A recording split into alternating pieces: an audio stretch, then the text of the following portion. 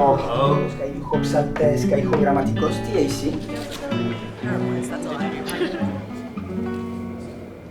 presentation, actually somebody, at least one person asked me, do you want to do this in Italian, in Latin and English, just English, mostly Latin, any preferences? How many want some Latin or, okay, a few, anybody want no Latin? Don't be afraid. Okay, okay, yeah, those few prevail in some way. I mean, I'll throw in a few Latin phrases, but it is important to understand things. But est fasciculus, fortasse iam habetis in manu hos fasciculos, ut spero. So ego nunc imprimis praesumo revere ignota esse omnia vobis de hoc opere, id est redactoris, fel scriptoris, fel amanuensis summi pontificis. So I'm going to presume that you really know nothing, you don't have to be Catholic or of the Church, to just, I'll just really start from the basics about what I do and my colleagues do, where I work, and I'm going to presume that some of you probably know something about the way the Church works, the way the Roman Curia works. I don't even know exactly how it works in a lot of ways, or does work or doesn't work. But so I'm just going to presume and speak very simply and just as an introduction to what we do. Because there are a couple of different aspects when I introduce people, especially Latinists, to the work we do, a couple of different aspects that I can highlight. One is simply, although it is of interest to people, it seems to be of less interest to me. Actually, I won't even need, yeah, we're all set. We got the handouts, so thank you so much. That is the dated, I mean, like how do we write how does the Pope write documents, and how does that work? So it's not about the style, about the Latin, about anything particular about what we do. It's not about Latin, is the bottom line. But it is interesting, how do these things get produced? The other thing, which I think is more interesting, at least to me, is in fact this style, this Latin style, which is called ecclesiastical, and you have it here on your sheet. It's called sometimes ecclesiastical, curial. There are other designations that are used. They all fall under the broader category of Christian Latin, right? Clinitas Christiana. So it's kind of a genus of Christian writing, which is very interesting, in fact, and is still used today. So we can talk a little bit about that. But just to start again with the basics.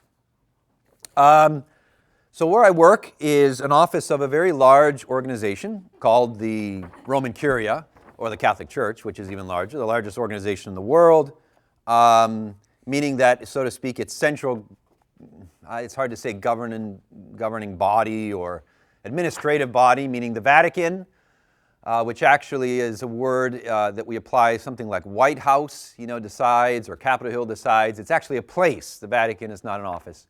It's what we call this is the Holy See in English, okay, or Sancta Sedes.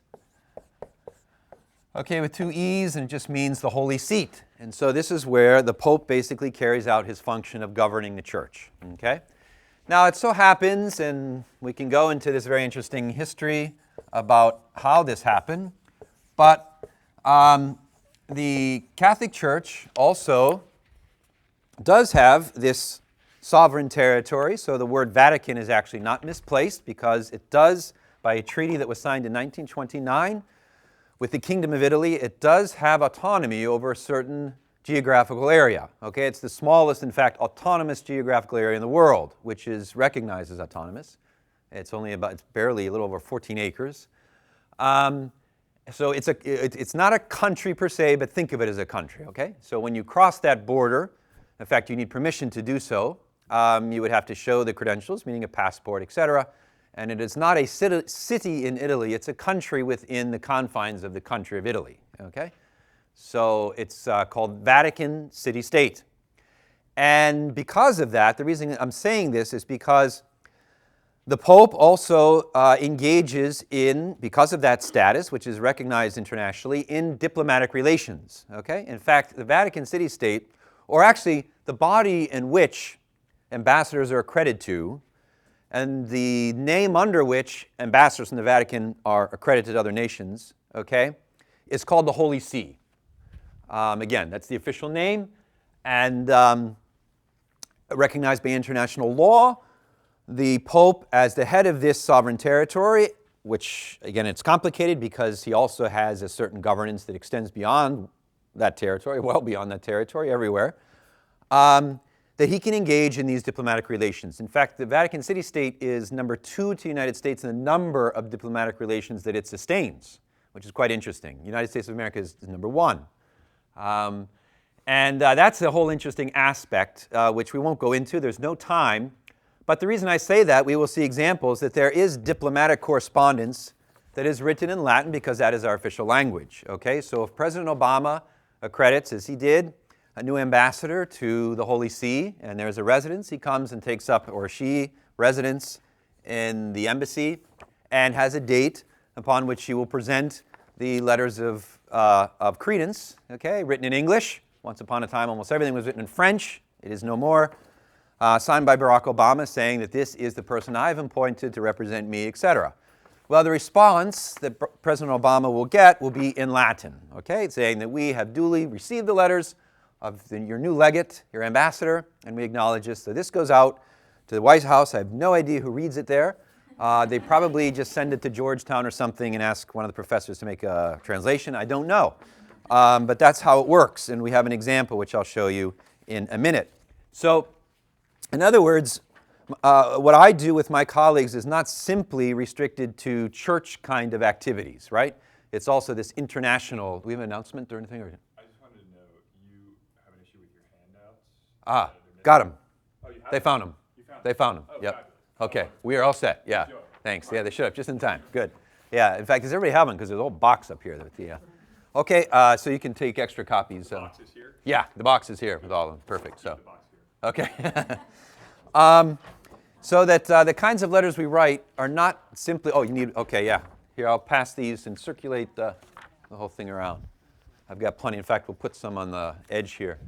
And so the kinds of things that I write don't always have to do with the church, strictly per se. Okay, but of course, the majority of what is written in Latin is done for the purposes of, so to speak, church business, because it still is the official language of the church. Okay, it would be the only, let's say again, country, so to speak, in the world, which has Latin as its official language. Okay, a language which very few, if hardly anybody, speak outside of my office, where I work, but it still is recognized as the official language. Okay, lots of interesting things to say about that, which we won't have time to go into.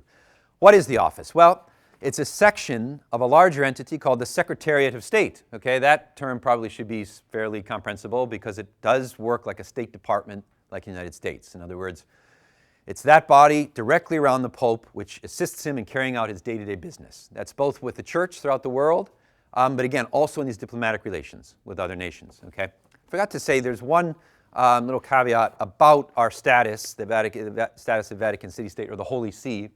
Because it's not a country per se, and multilateral international organizations like the United Nations, the European Union, the Holy See, like other entities, a few other entities, is granted observer status, non-voting status. Okay, so freely participating in discussions, making interventions, but no voting rights. Okay, so that's a kind of an anomaly, if you want to put it that way, about the Holy See. And that's really the main reason why by international law that the Vatican City-State would not be referred to as a country, okay, for that reason. Anyway, back to Latin. So the Secretariat of State is primarily composed of different linguistic sections, okay? The Catholic Church is very unique in that, Catholics come from, quite literally, I would suppose, almost every spoken language or the main languages you can think of. And so the man who has either perhaps misfortune of being elected Pope, or maybe fortune, depending on how he looks at it, he may not be proficient in all these languages. We happen to have 2 popes in recent times who are very gifted linguists. Okay, John Paul II was extraordinary. Okay, he could learn languages just by listening. Sometimes within a couple of hours, he'd be able to actually put together phrases. Now, it was really quite remarkable. Benedict XVI, who, as you may know, did something quite historic in stepping down, resigning as Pope, was also very cultured. He knew language as well. Francis is the current Pope. knows languages pretty well, but he hasn't spent the time with them the other two have. So be it Francis or these other two popes, even if they're proficient in these languages, the volume of things that are being written, okay, and correspondence that's going on is enormous, okay? Only a fraction of which, as you can imagine, is in Latin. Okay, in other words, if your grandmother decides to write to the Pope in English, okay, she will get a response, or your 5-year-old son or daughter. Okay, there might be a short response, but everything is responded to in some way. So you can imagine that volume of correspondence that comes in. You'd be surprised, actually. You'd think that very little comes in Latin, which it does, but it does come in Latin. We have schools, children who write and all this stuff, actually sometimes quite well, classrooms and that, and they get a nice response in Latin. So it's used as a normal language of communication, but also is the official language of the Church and of Vatican City-State. So that means that anything that the Pope basically either says or writes of an official kind of stature that's intended for the universal, what we call the universal church, is written in Latin, okay? Other things, for example, if he gives a sermon on St. Peter, in St. Peter's on Christmas or Easter, that does not get translated into Latin. There's no usually it's delivered in Italian and it stays that way. So by no means is everything, there's a handout right here. By no means is everything put into Latin, okay? But as I say, the things that are of the most importance, they are. Now, there are several advantages to that, or unique characteristics of that being the case. One is that it puts basically the church in line as far as Christian tradition with this long tradition of Latin that goes back to Jerome and Augustine, Leo the Great, all of these great authors. And of course the classical tradition, which is very important, that relationship between Christianity, as you well know, and the classical world, that relationship was very important, and Latin was the language in which this kind of exchange took place. And so by writing in Latin today, we keep ourselves in that line. We use the same vocabulary, way of expressing ourselves, as we did almost 2,000 years ago, to the present day. So there's a consistency in that way. The other, of course, advantage once upon a time was it was the shared language, okay, and the great, if not the major part of history. So it was the language in which all educated people, and even uneducated, you know, they had some knowledge of. And so it was that's the other reason that you had, of course, Spanish being spoken and Italian and German and all these languages, but Latin was still the universal language that people understood. As you know, that's not so much the case right now. To a large extent, it's been lost. But on the other side of that coin is that in continuing to write in Latin, it's still universal in this sense for the church. It doesn't privilege any particular culture. Right? So if the church decided all of a sudden that, okay, well, Vatican City-State is located in an Italian-speaking nation, why don't we just use Italian? You know, well, I don't know if that's such a good thing because you've got, you know, most Catholics are not Italian. In practice, sadly, this has started to gradually occur. There are many things being said and written in Italian which once upon a time would not have been. And Italian has replaced Latin as far as the working language within the Catholic Church. So if a bishop writes or has a question and writes to the Pope or some office underneath the Pope, he usually will write in Italian, okay, rather than Latin, and maybe we'll get an Italian response, okay? So that is that's also something that on a practical level is changing. Officially, though, Latin remains the official language, and therefore the work that we do as Latinists goes on. So my office is composed of 6 Latinists, 6 Latin writers. And that's all we do is just write Latin day and night. And I have some examples of what we do here, which we'll take a look at. As I say, there are other linguistic offices within the Secretariat of State for each. So there's an English secretarial staff of 6. They happen to be all men. Okay, that's a whole other issue. We'll leave that aside. But they take care of all the Pope's work in English. So if the Pope is coming to the United States, as he recently did, right? As nice as it would be for us to think that, you know, he stays up at night and writes those beautiful English speeches and all that. Okay, obviously it doesn't happen that way. He's got secretaries who do this for him, who work together with him and cooperate just like any president would have speechwriters, and that's how these things get composed. Now, only a fraction of what the Pope produces, at least what his what his workmen and women produce, okay, is actually even known. When he travels to the United States and people are listening to these discourses, these orations, obviously everybody knows, well, somebody did that for the Pope or in the Pope's name, and he did it himself. Well, while that's going on, okay, we're back at the Home Office, like writing 20 letters that are concerned with diplomatic relations, maybe creating a new diocese, which is a geographical designation of the church, right, that requires an official document. All this stuff is going on, which people don't see. So that's why the volume is not on the surface apparent about what the Latinists do, okay? So what do we write? Well, the first page here is simply about this Curial Latin, which I'm going to kind of skip for now. But if you look at section 1, if you go down to section 2 on that first page, this would just be an example of something that we do.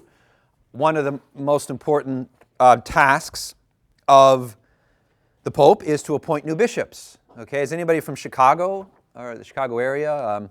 Well, Chicago got a new archbishop, okay, and so there has to be a document which has to be written, which is called a papal bull, B-U-L-L. And it comes from the Latin bulla, which has a couple of different connections. One is, if you know bulla in ancient Rome, amongst the ancients, it was like a pendant, something that hung, which is the case because a bull actually even today is rolled up and it's sealed with a wax seal, okay, even today. I mean, this tradition is beautiful. And we have professionally trained calligraphers who write this stuff on real parchment still today. In fact, I just saw it. Anybody see the New York Times? The Acts of English Parliament? They're going off of, yeah, I don't know if some of you saw this. I thought it was interesting because we have not yet at Vatican City State. But I immediately hid that article from everybody that I know because obviously that is back at the office because there's been discussion of this. In fact, I have to be careful everything I say here, but I remember one time, one of the first times Pope Francis came to visit our office, we were showing him, in fact, the work of these calligraphers that are done. And he just wasn't, I think, thinking at the moment, and he said, well, couldn't all this be done with machine, kind of thing. Well, we've got like 6, beautifully trained and competent calligraphers who do this work, so you can imagine they took offense at it. Also, where do you get a job if, as a calligrapher after you've been fired from the Vatican? Anyway, the Pope actually just kind of realized what he said and then didn't say anything more, probably wisely. But we do this. I wish I had. I don't think I have an image ready, but I could show you an image. I'd love to show you in person what a bull looks like because they're very beautiful. But it's very formulaic, and you see here at number 2, it always has more or less the same incipit. Franciscus Episcopus Servus Servorum Dei. Okay, the servant of the servants of God, which has been a title that the Pope has used for centuries. And then the dative case, Venerabili Fratri Blasio Josefo Kupic. Okay, a good portion of our time, and this is where the job is not so exciting or glamorous, is trying to figure out what Latin name to use. Okay, his name is Blaise, so Blagius or Blasius is fine. Hactenus Spokanensi Episcopo, he was the Bishop of Spokane, Washington. Nunc Archiepiscopo Metropolito Chicagiensi designato salutem et apostolicum benedictionem. This formula has been used long before there was even a Chicago on the map. The same formula has been used for centuries. So that's how the things begin, and you see the capitalized words there. Used to be illuminated until 1972. Now they just do 2 colors, black and red, but they used to be beautifully illuminated. There's no time for that now, reduced staff. But anyway, it still is quite beautiful as far as the manuscript that's used. And then, it goes on and talks about, again, it's somewhat formulaic. Okay, it says something general about the place, the reason for which an archbishop is being appointed there. You see if you go down to like the end of the second line that you have Francis George had actually retired before, may he rest in peace, he passed away. But he retired, and that's the reason for which this, what we call see, same word here, meaning a diocese, a geographical area, is open and needs to be filled. Okay? So now, what we do after that, or during that, is a little bit up to us. And so I love poetry. I always had a fascination with Carl Sandburg and all this stuff. I can't believe I got away with it, but I started out with humorum latorum urbi. Okay? Humori? Shoulders. And so, anybody know the poem? The City of Big Shoulders, right? The City of Big Shoulders. So, obviously, they didn't know their American poetry, those because they would have thought this would be a little too cheeky or something, but I got away with it. Okay, so to the city of big shoulders. Okay. Qua iam inde a principio catholica polit fide magnaque eminent industria civium. Okay, I wanted to emphasize here basically, I'm still working off that poem, which I love, but you know, the hard-working people, eminent industria civium, okay? I grew up in Chicago too, so. Novum contendimus pastorum praeficere, okay, that we are now basically putting in our efforts to find a new bishop, and then it gives the reason, cum venerabilis, etc. Okay, and then it goes down, and you see the bold-faced Chicagiensem there. That is that formula that has to be very, because once upon a time, these bulls, before we had, internet, now when the Pope decides this, it's going to be up on the internet, 12 o'clock p.m. Rome time, which means 6 o'clock a.m. Eastern time, and the bull probably arrives a couple weeks later, okay? But once upon a time, before the internet, you'd send out a page to go out with the bull and just hand it to somebody, and it says, oh, I'm the Bishop of Chicago, okay? So it had to be authentic, and that's the reason for the pendant that's on there, the wax seal, which authenticates the fact that it really is the Pope, because you can imagine the forgeries going on, which even today drives scholars crazy. It was very easy to do. So again, it is an official act. It remains in the possession of the person who receives it. But during the ceremony in which he is made the bishop of that place, okay, there's I don't know if any of you are Catholic or have seen this, but it's a very striking point in the ceremony where someone has to walk around the cathedral with the bull, showing it, that this is indeed the Pope did this. So they hold up this vellum and all of that. There are cases actually where only a few I know, very few, but because of the timing of the ordination, it doesn't arrive in time, so they actually hold up like a fake, but people don't know. They couldn't read it anyway if they were in front of their eyes. But that usually doesn't happen, thank God. So that's a papal bull, and that's an example of something that we do. On page 2, carrying on, I guess, with the Chicago theme, I see that this was an anniversary of ordination for Francis George, the former Archbishop Cardinal of Chicago. And so when cardinals or bishops celebrate big anniversaries, so 25 years of being a bishop, 40 years of being a priest, they receive a very nice letter from the Pope. And I imagine the individual, well, they know by now somebody else is doing this research and writing this stuff, but they're probably pretty struck about how personal it is, okay? And the kind of language we use and the content that we put in there, okay, honestly depends on the Pope, or the people working for the Pope, and what they think of this individual. Okay, so Cardinal George, God bless him, did quite a good job. He was liked by all the popes for which he served as the Archbishop of Chicago. He got a very kind of glowing letter, right? And so they tell us at which kind of thing to do this. If the bishop happens to be sitting in jail for some economic crime or, God forbid, other that he committed, okay, he gets a telegram from the Pope's secretary saying, we're praying for you, get out of jail soon, kind of thing, okay? So not everybody gets something that's glowing, and that's why I put this as an example here. And I see here, if you look at the first sentence, licet solstitio hie mali incidente, dies vicesimus et primus mensis decembris. So the 21st of December was his anniversary, and I wanted to play with this idea of the winter solstice, okay?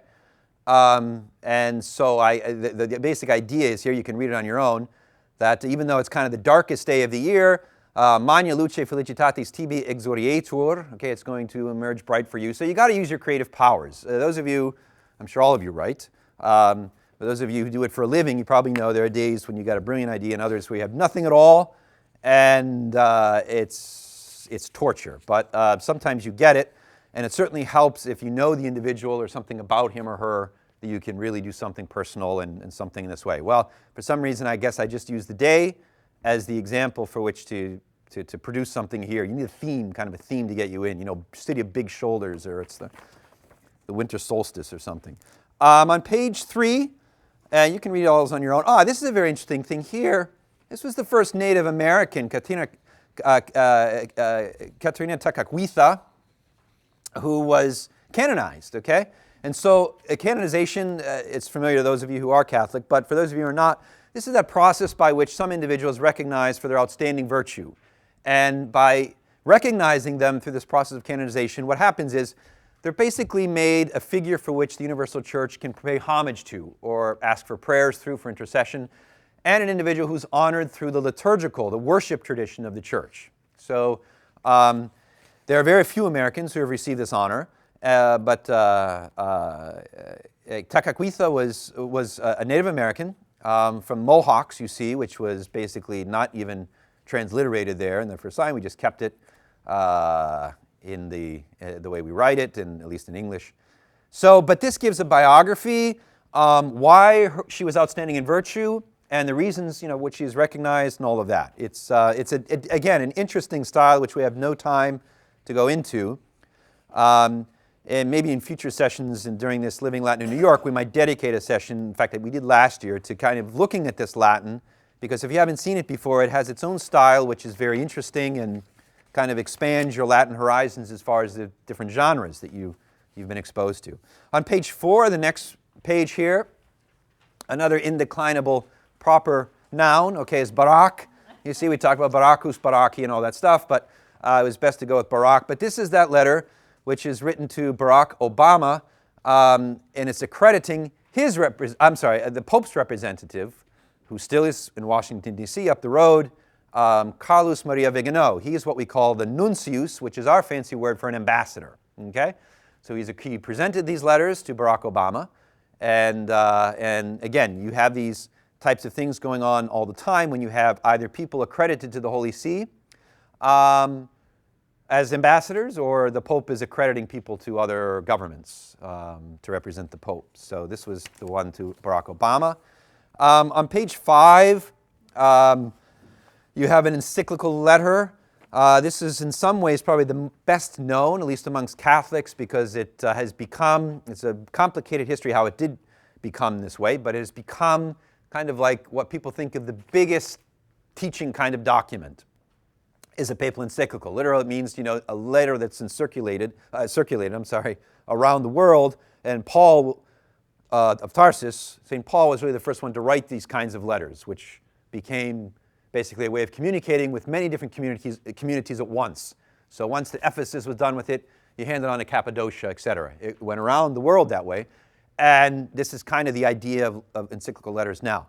I should warn you, though, that as far as the Latin style, and we don't have time to go into it, although it is very interesting, these are not produced in Latin. The examples which I have shown you hitherto, those were all written on a blank page. And so you have freedom to express yourself in what we hope is at least passable Latin, but we hope to think it's a little more elegant than what we usually write. But that's because we have the luxury of starting with the blank page. Not with encyclicals anymore. It's complicated, but basically the base text, after having been written perhaps mostly in Spanish, in the case of Francis, or Polish in John Paul II, or German, Benedict, whatever, gets put into Italian, and then you start to work on a Latin text. And then you go back and change the other texts. It's very complicated, very tedious work, and in many cases will take well over a year to do that kind of work, collaborating with your other language people. So it doesn't give the best example of Latin. In fact, it drives me crazy. The more I write these and then read them, the more frustrating it is. Okay, it might be correct, at least it should be, or we hope it is. It's not elegant, and it's certainly not going to sound, not let alone Ciceronian, but like the best ecclesiastical Latin you could write. Okay. Then we have on that same page there just a couple of examples of the Sententiae Breviloquentis, the Twitter account. If you're not subscribed, please do so. It shows that the world is still interested in Latin. In fact, we have more followers now than most, I shouldn't say most, we're somewhere in the middle. We have more than Polish, even German we have more. We're just about tied with the French. Of course, English and Spanish have huge account, the followers, there's a huge number of followers for those accounts. Italian is pretty large too. But Latin is right there in the middle, which we had to convince people that it would be the case. And it was Benedict, God bless him, who himself is a great Latinist, really the last pope that whenever we would see him, we would spontaneously speak in Latin. And he still does that today, God bless him. He loves to do it.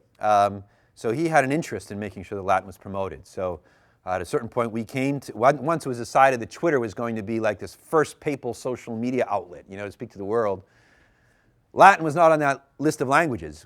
And well, we let our furor be known to the authorities to be, and it became one. So, but of course, nobody thought we'd get more than like 50,000, 100,000 followers, which far exceeded that by now. The other two examples are really not maybe of as much interest, but we have a congratulatory letter. Or no, this is on the back page 6, number 9. It's nominating basically someone to carry out the duties of a papal representative for a function. So not as an ambassador that has residence, like in Washington, D.C., but someone who is representing the Pope at, let's say, this anniversary celebration. And this happened to be the quadragentesimo et quinquagesimo anniversario, die anniversario, so the 450th anniversary of the Council of Trent.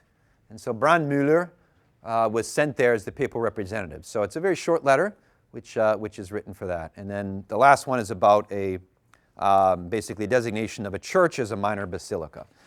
So that's basically a really brief, quick introduction to what we do. I think it's very interesting. I encourage you to perhaps glance at these texts, see what we have on the internet, on the site. There's lots of Latin there, and get familiar with the kind of things that we do. Are there any quick questions before we move to your session? I'll stay here for a minute afterwards. Yes? Do you write the Pope's Twitter? I am kind of the coordinator. I would say, to be very honest, currently now I'm not writing any of them. I'm on sabbatical, which is nice. But yes, I'm the coordinator, and for a while I was the main writer and probably will be so when I get back to Rome. So we did an exercise last year, which we're not doing this year since I'm not writing these, where we actually have everybody, all of you, participate in writing a tweet. So come back next year. We might have tweets to write, and it's a lot of fun to do it. Thank you. Thank you.